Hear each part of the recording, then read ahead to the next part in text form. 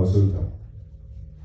In the name of Allah, the most gracious, the most merciful, all praises are due to Allah. We bear witness that there is no deity or God to be worshipped except Allah alone, and Prophet Muhammad sallallahu alaihi wasallam is his messenger, his beloved. May peace and blessing of Allah be upon him, his household, his companion, and all those of us who follow his guidance until the day of judgment.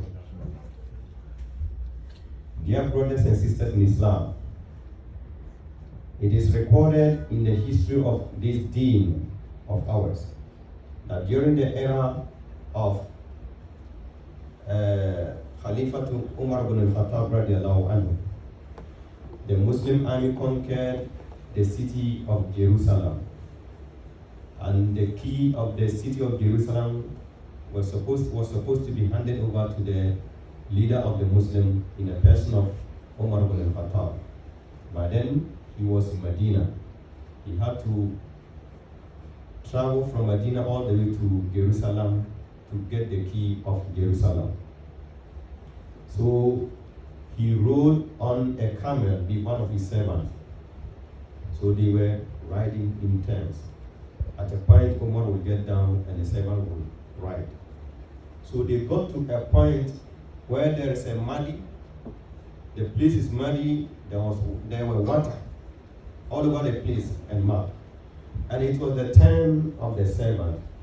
And the servant wanted to sacrifice his turn for Umar because he's the leader, in order not to make himself dirty. Already Umar was wearing a tattered clothes, old clothes. Umar said no. Due to justice on his behalf, he did not take the turn.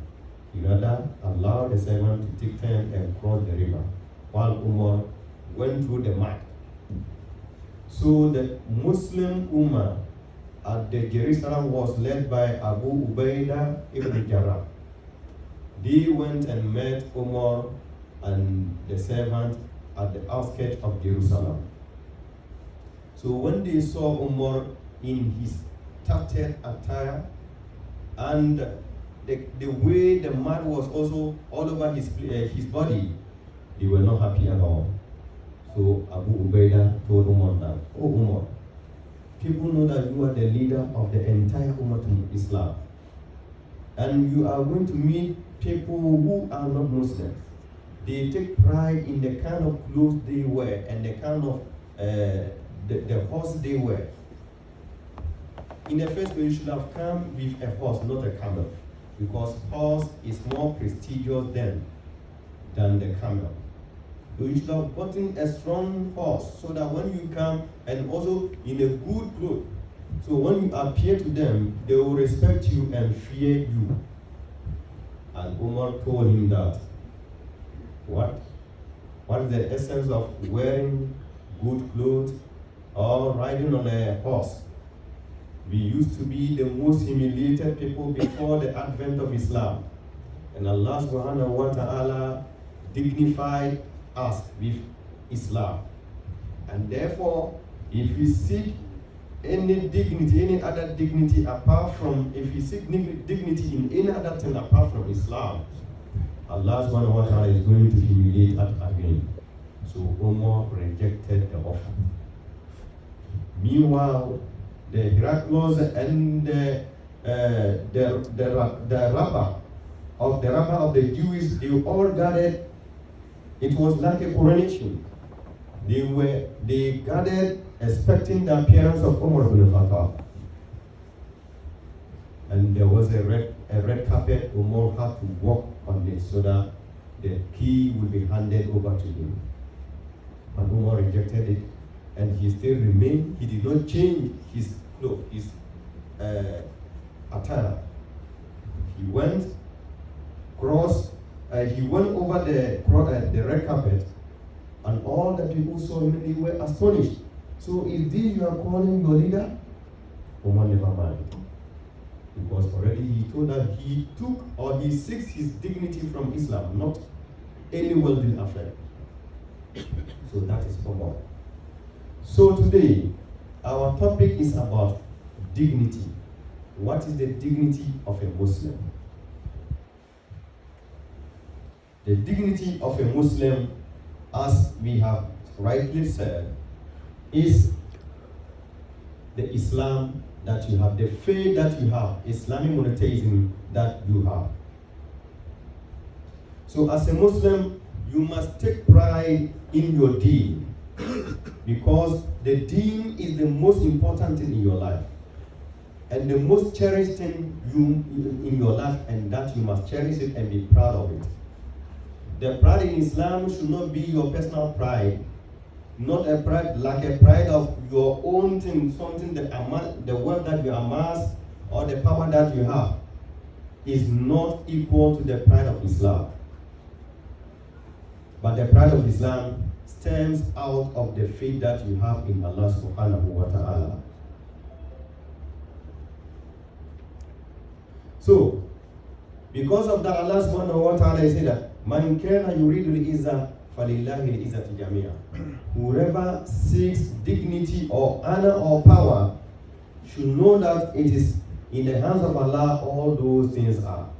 So if you want dignity, power, or pride, seek it from Allah subhanahu wa ta'ala. And why? How do we seek it from Allah? Through the deen of Islam. Do whatever will please Allah subhanahu wa ta'ala, and He will be in a position to grant you all this. وقد بين الله تعالى صلاة بعض الناس ضلال بعض الناس الذين يعبدون آلهة. And Allah subhanahu wa ta'ala has recounted a story about certain group of people who worship their leaders.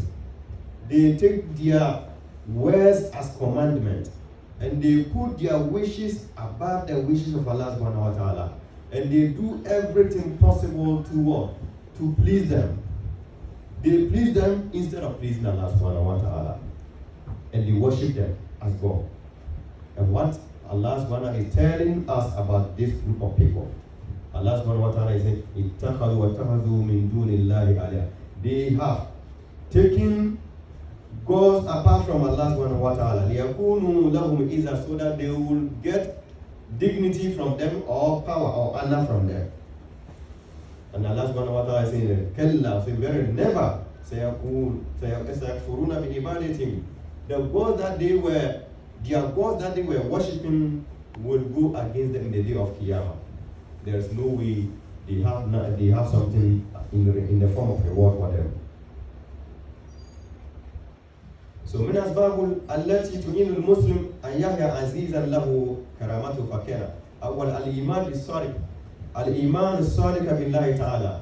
So the pride in your attempt to seek dignity from Allah subhanahu wa ta'ala is to believe in Allah subhanahu wa ta'ala, that He is the only one King who created heaven and earth, and He deserves to be worshipped, no one else. And Prophet Muhammad sallallahu alaihi wasallam is His messenger. Prophet Muhammad sallallahu alaihi wasallam, His messenger, His last prophet that ever stepped foot on the earth. And Allah, huwal maliku allazi biyadihi kullu shay, and also believe that it is in the hands of Allah everything is. So whatever you seek it from Allah subhanahu wa ta'ala. And He has power over everything. He is rich. He gives without accounting to anyone. If Allah subhanahu wa ta'ala wants you to be rich, He will make you a rich person without accounting to anyone. And if He wants to deny you anything, He will deny you without accounting to anyone, and you can do anything. That is why He subhanahu wa ta'ala is saying that, say, oh my Lord, Malik Mulk, that you are the owner of the kingdom. You give or you bestow kingship to the one you wishes, and you humiliate the one who you want, and you take power from the one you want. But you dignify the one you want, you give dignity to the person you want. But and you humiliate anyone you want. In your hands is all virtue. Innaka ala kulli shay'in qadir. Verily, you have power over all things. So number 2, al-muhafazat ala salat. Having this faith in Allah, having this strong belief in Allah subhanahu wa ta'ala, you have to also make sure that you keep up to your prayers. That is what a Muslim, our prayer, 5 daily prayers. Before that, we have a call, we have the azan. And in it is Allahu Akbar, Allahu Akbar. It starts with Allahu Akbar, Allahu Akbar. And it ends with La ilaha illallah. This is a reminder to you that whatever you are doing and it is time for salah, if you think that thing is more important than Allah, you are joking. The muazzin is reminding you that Allah subhanahu wa ta'ala is greater than whatever you are doing. So stop it and come and perform and come and discharge your duty to Allah subhanahu wa ta'ala. And at the end, he will remind you that there is no God to be worshipped except Allah alone. So at that moment, when a Muslim seems to be forgotten about the time of prayer, he will realize that Allah is great indeed, and therefore he will quickly go to the Masjid, perform his wudu, and then go and pray. So at first you will stand and pray, you do ruku'ing and praise Allah subhanahu wa ta'ala. After that you get up and go to sujood, which is a sign of what? Humility. You go to sujood and he humble himself to his creator and supplicate and glorify Allah subhanahu wa ta'ala in the sujood. So all these are attempt to please Allah subhanahu wa ta'ala, having faith in Allah subhanahu wa ta'ala, believe in him, and after that you make sure you perform your 5 daily prayers at the right time. Number 3, at-tawakkul ala Allah ta'ala. The third thing you have to also do is to trust in Allah subhanahu wa ta'ala. Put all your affairs in the hands of Allah subhanahu wa ta'ala, that he is in control of all your life. Whatever calamity or trial befalls you, know that Allah subhanahu wa ta'ala knows that you can carry it. That is why he directed it to you. So trust everything to Allah subhanahu wa ta'ala. And surely he will see you through the trial, inshallah. Number 4, min asbab al-izza fi nafs al-muslim anna qudwatahu. You should also know that as a Muslim, the best role model for you is Prophet Muhammad sallallahu alaihi wasallam. You should not engage yourself in any form of hero worshipping except Prophet Muhammad sallallahu alaihi wasallam. There is no best hero worshipping or anybody to emulate or to be emulated than Prophet Muhammad sallallahu alaihi wasallam. So as a Muslim, you should know that Prophet Muhammad sallallahu alaihi wasallam is your example, is your role model. You copy none but him. For copying Prophet Muhammad sallallahu alaihi wasallam will lead you to Jannah. May Allah grant all of us Jannah. Right. So whatever Prophet Muhammad sallallahu alaihi wasallam enjoined us or recommended for us, let us observe it with all seriousness. And whatever he denied, he forbade, we should also make sure we know it and refrain ourselves from it. So there are so many people who take dignity from the wealth that they have, from the power that they have, from the strength that they have. Most of the youth think that at that youthful exuberance, they think that it will remain there forever. You should know that if nothing at all, look at those ahead of you, the elderly ones ahead of you. They were weak, but they were like you. They are weak, but they were like you. So you must also be like them some days. So humble yourself for the sake of Allah subhanahu wa ta'ala. So do not take pride in your strength. Do not take pride in the wealth that you have collected. Do not take pride in the power that lies under your hand. But your pride should be taken from your belief in Allah subhanahu wa ta'ala.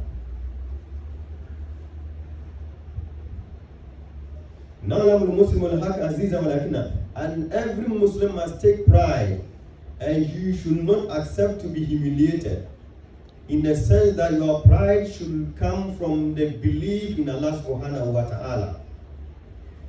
If somebody wants to humiliate you based on your deen, never accept it. You must stand firm and defend your deen.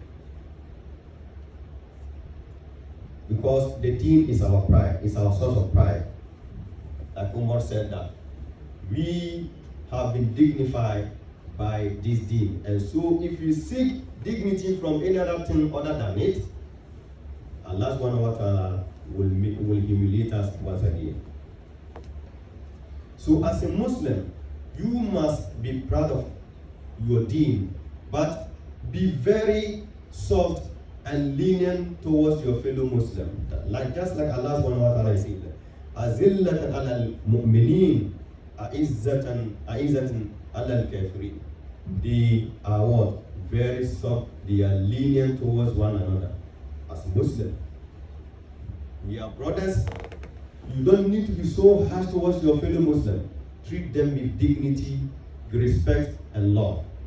But as for the non-Muslim who prove to be confrontational towards Islam, don't give him chance.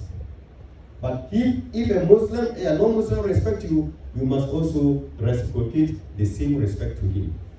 Until he proves otherwise, do not disrespect him. So as a Muslim, you must respect everyone. But those who want to humiliate us based on our deen, we have no respect for them. أقول ما تسمعون وأستغفر الله العظيم لي ولكم ولسائر المسلمين من كل ذنب فاستغفروه إنه هو الغفور الرحيم.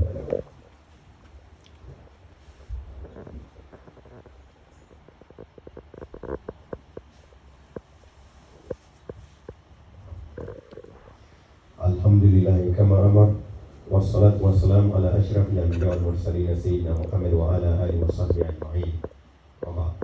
So we are talking about dignity. The dignity of a Muslim is the deen Islam. And the importance of this topic is that we are going to take 2 or 3 stories from the Salafus Salihin and the Sahabi of the Prophet Muhammad sallallahu alaihi wasallam, how they attain dignity through the deen of Islam. So we have to recount a story about a Sahabi called Julaybi. Julaybi used to be someone who was poor, who was not handsome. He has no family, he has no wealth among the Sahabi. Because of his appearance, his nature, he has no friend at all. And none of the companions even wanted him to come closer to him. And sometimes they warned him not to get closer to him. And that Julaybi used to be a servant to Prophet Muhammad sallallahu alaihi wasallam. So one day he came to Prophet Muhammad sallallahu alaihi wasallam, and Prophet sallallahu alaihi wasallam was smiling and asked him, Julaybi, would you want to marry? And Julaybi said that, oh Prophet, are you kidding me? Who will marry his daughter for me? Knowing that I'm somebody who has no family in this city. I'm poor, I'm not handsome, I do not have money, and I do not have a house or room to dwell in. Prophet ﷺ said that he directed him to one of the houses of the Ansari, one of the Medina people, that go to them and say my salam to them. Tell them that I said they should marry their daughter for you. So Julaybi went to the house, knocked at the door, the gate of the house. So the owner of the house, the landlord, came out and saw that it was Julaybi. In the first place, he was not happy to see that the knocker was a Julaybi. So Julaybi told him that Prophet said I should say salam to you for him. And once again he said, I should tell you to marry your daughter for me. And the landlord frowned his face and went back and confided it in his wife. So they all agreed that no, if it was somebody else, we would have accepted it. But for Julaybi, No, it's very difficult for us to accept it because he has no money, he has no family, he has no friend, he has no house. How can we give our daughter out for him as a wife? So they confided, they discussed it with the lady too, the lady in question. So the girl, Allahu Akbar, the girl told her parents that, so are you rejecting the messenger of Allah? I am happy that he made a choice for me. Prophet Muhammad made a choice for me. He knew that Julebi is my husband. So I accepted Julebi, whoever or however he is, accepted him. So the marriage took place. After some days, and a caller called out that jihad was about to be carried out. Julebi took part in the jihad. And Julebi was declared martyr. So after the jihad, Muslims achieved victory upon the non-Muslims. So Prophet Muhammad gathered them and he was asking them about those who missed among them. He asked, is there anyone who is missing among us here? They mentioned so and so and so. He asked second time, they mentioned so and so. Third time, he mentioned so and so. But they did not mention Julebi. And Prophet said that, but I am missing Julebi because Julebi did not have a friend. They did not even remember him. So they went and searched him among those who fell. And they realized that Julebi was lying between 7 non-Muslims, dead. So Julebi too was dead. He was lying among them. And Prophet said, Allahu Akbar. Julebi was able to kill 7 of them and they killed him. And Prophet called him and put him and rest him on his chest and said, this is from me and I am from him. See how dignity he has gotten because of this deed. So the second one is the blind person who came to Prophet Muhammad to learn more about Islam, whereas Prophet Muhammad was also discussing something about the deen with some noblemen in Quraysh. So he ignored the blind man. So Allah subhanahu wa ta'ala was not happy with that. Allah accused Prophet Muhammad, he chastised him. Because of that, he sent a revelation to Prophet Muhammad, and that revelation was Abasa wa Tawalla. So Allah told him that those that you are spending your time, who told you that they will pay heed to what you are saying? The person who will benefit from what you will tell him is rather seeking your attention. You ignored him. So that man, anytime he came to Prophet Muhammad, Prophet will say that, welcome to the one because of whom I have been reprimanded by Rabbi, by my Lord. So Prophet Muhammad says that he respected the man a lot. That same man, it was time for jihad. He said that as a blind man, he said you will go and take part. But the Sahabi told him that no, you have been excused because of your condition. He said no, by hook or crook I will take part. So they gave him the chance. So they gave him the flag of the Muslimun, the Muslim army. When they are fighting, the flag, on it is written La ilaha illallah. They gave it to the blind person. And they gave him a position to stand, that he should not move anywhere. He stood there. What can he see? He could not see anything. He stood there until he was killed. So where he was standing, it was there they buried him. You see, this is also another example of the dignity of this deen. The blind person, look at how he was devoted to Islam, and because of him, Allah reprimanded Prophet Muhammad sallallahu alaihi wasallam, and how he has ended too. And we all know that if you die in jihad, there is no way, there is no barrier between you and Jannah. So we better have to seek dignity from the deen of Islam. So another story is that Salim bin Abdullah bin Umar bin Khattab, that is the grandson of Umar bin Khattab. That man, he was a tabi. He used to be a knowledgeable person. So So it was during the Hajj season. He was doing tawaf and he was holding his sandals. And Hisham used to be the Khalifa of the Muslim Ummah. So he saw him and he was wearing a cloth which the worth of the clothes was about 13 dinar, 13 dirham. So he asked him, is there anything that you want me to do for you? And Salim told him that, why should you ask me? Are you not ashamed of Allah? You are in the house of Allah, you are asking me to let you know what I need from you, whereas I know that whatever I need, it is Allah, it is in the hands of Allah. So what do you have for me? You have nothing for me. If I need anything, I should rather ask it from Allah subhanahu wa ta'ala rather than you. So Salim was quiet. Hisham was quiet. So after the tawaf, when they went out, he approached the man again and asked him, still, do you want me to do anything for you? And the man said that anything in terms of the worldly materials or something that will benefit me in the akhirah. And he said that something that will benefit you in this dunya. And Salim told him that me, I have never asked my Rabb, my Lord, anything in this dunya. Whatever I ask Allah subhanahu wa ta'ala is something that will benefit me Yawm al-Qiyamah. You see how strong they have in faith.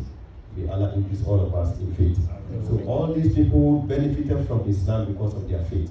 So it's an example for all of us to staunchly believe in Allah subhanahu wa ta'ala, humiliate ourselves, humble ourselves for Allah subhanahu wa ta'ala for the sake of deen. If you humble yourself for Allah, Allah will also make you great. One of my madam said that when Allah created man, that is it is an analogy, it is not literally true. He tied two strings upon the heads of every servant. One is on your forelock and one is under your jaw. So yours is to hold the string that is suspended under your jaw so that you will lower yourself. You pull it down so that you go down. That means it's a sign of what? Humility. But if you leave that one, and the one at your forelock is the one that belongs to Allah subhanahu wa ta'ala. So the moment you hold this that belongs to you and try to pull it down so that you go down in a form of humility, Allah will also hold the one up here and be raising it up, taking it up. It means the more you humble yourself, the more Allah will also make you great. But if you leave the one that belongs to you and hold the one that belongs to Allah, trying to make yourself, trying to hiding yourself, Allah will also leave his and come and hold the one under your jaw and be pulling you down. The more you make yourself arrogant, the more you show arrogance, the more Allah will humiliate you. So all these are food for thought for all Muslims. Let us gain nothing from humility than what greatness. May Allah increase all of us in iman. ربنا تقبل منا انك انت السميع العليم وتب علينا يا مولانا انك انت التواب الرحيم. ربنا خذ علينا صبرا وثبت اقدامنا فانصرنا على القوم الكافرين. اللهم اعز الاسلام والمسلمين واذل الشرك والمشركين ودمر اعداءك اعداء الدين وانصر عبادك المجاهدين في كل مكان وانصر عبادك الموحدين في كل مكان. اللهم ارحم المسلمين الاحياء منهم والاموات انك سميع قريب مجيب الدعوات ورافع الدرجات. ربنا اتنا في الدنيا حسنه وفي الاخره حسنه وقنا عذاب النار وادخلنا الجنه مع الابرار يا عزيز يا غفار يا رب العالمين. ان الله تعالى وملائكته يصلون على النبي يا ايها الذين امنوا صلوا عليه وسلموا تسليما. سبحان ربك رب العزه عما يصفون وسلام على المرسلين والحمد لله رب العالمين. اقم الصلاه.